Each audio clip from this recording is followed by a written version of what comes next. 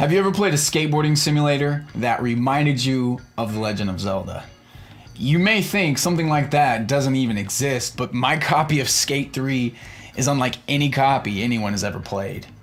Even though it's pre-owned, no one has ever played this copy before. Nobody.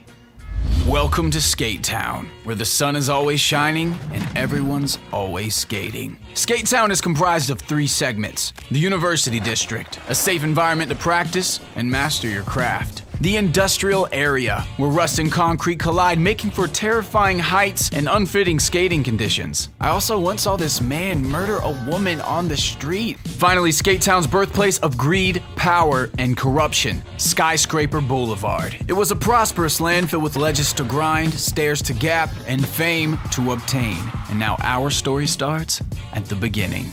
I have this friend named Parker, who is the founder and publisher of Thrasher magazine. See, at the time, Thrasher Mag didn't have any recognition to its name. I think the only people who were actually subscribed to it were Parker, that lady who died, and myself. And I know what you're thinking, too soon, but you guys, she littered, all the time. See, everything in the beginning was going just fine until I got this call.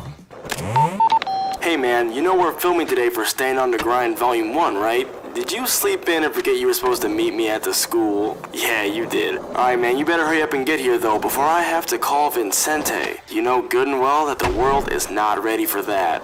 Staying on the Grind Volume 1 was Parker's soon-to-be-filmed skateboarding mixtape. This was a marketing idea to help raise awareness for his stupid magazine. And Vincente was Parker's cousin, who at the time had only been skateboarding for 2 months and only knew one trick. Look at him. He's terrible. Knowing that Vincente was going to stand in for me if I didn't show up was enticing. So that's why I didn't do the mixtape. Also, this is an open world skating game. You can do whatever you want. One in-game month later, Staying on the Grind Volume 1 released to the public, and all the NPCs were going crazy about it. It featured local talent such as Blake, the Death Skater, Did You Know Skating, Vincente, the Ollie King, and Terry Tarantula, one of the dopest skaters I have seen in this game. Though he was extremely talented, he was a jerk. Shortly after the video released, he called me and straight up kicked me off the team. Hey, it's Terry. Look man, Parker no longer needs you to skate for Thrasher. He has us, and when you have us, no one ever needs you. The cool thing about Skate 3 is that it possesses this functionality no one knows about. If you plug in your Xbox Live headset, you can actually communicate to the NPCs when they call you. Look here, Terry. I didn't buy Skate 3 to be disrespected by a bunch of polygons posing as a human being. So why don't you go tell Parker to put me back on the team, or I'm going to... Or what? You're gonna skate us to death? That's exactly what I'm gonna do, Terry. I'm gonna hunt you down and kill you like a tiger. At that point, I knew Terry had to die. I just didn't have the proper equipment yet. You see, the people of Skate Town have always spoken of a sacred skateboard, a board which evil ones may never touch. In order to obtain it, there are 3 tests of virtue in which the skater must pass. The test of courage. Drop in from at least 50 feet and then fly like an eagle to the sea. The test of power. Find and kill Skyscraper Boulevard's most powerful CEO, Nathan Harbor. And the test of wisdom.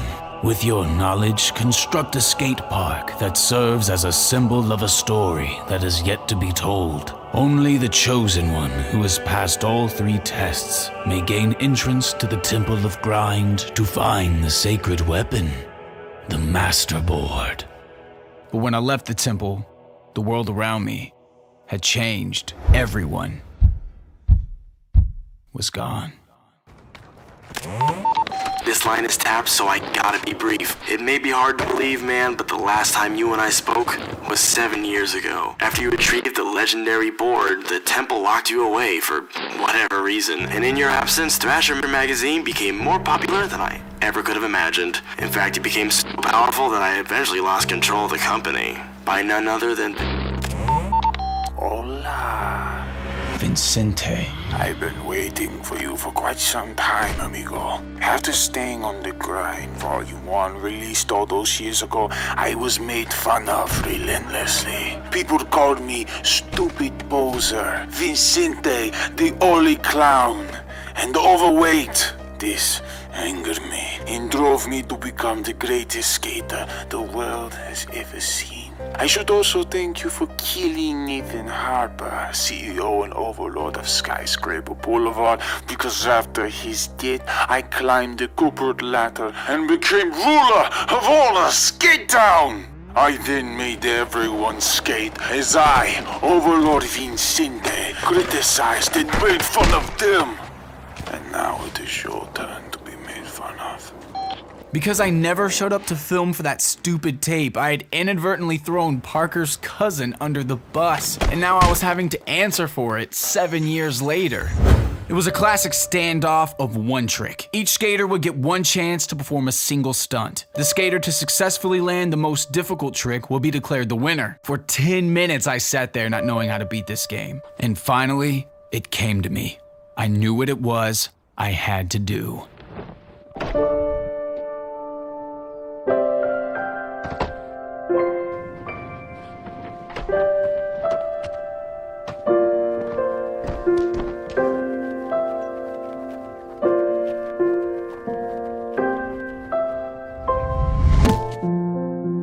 He didn't get it.